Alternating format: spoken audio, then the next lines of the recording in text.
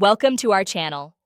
If you want to reset your Samsung Smart Remote, follow this full tutorial to resolve connection issues or restore factory settings. Step 1. First, try a simple power cycle by removing the batteries from your Samsung Smart Remote and waiting for about 30 seconds. Step 2. While the batteries are out, press and hold any button on the remote for 3 seconds to discharge any residual power. Step 3. Reinsert the batteries, making sure they're oriented correctly according to the plus and minus symbols in the battery compartment. Step 4. Point the remote directly at your Samsung TV from a distance of about 3 feet. Step 5. Press and hold the return button and the play-pause button simultaneously for at least 3 seconds. Step 6. Watch for the pairing message to appear on your TV screen indicating the remote is trying to reconnect. Step 7.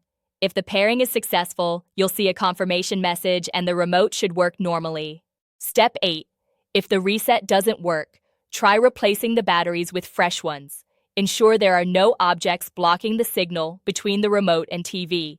And if problems persist, contact Samsung support as your remote may need to be replaced or there might be an issue with your TV's infrared receiver. Don't forget to like this video and subscribe to our channel.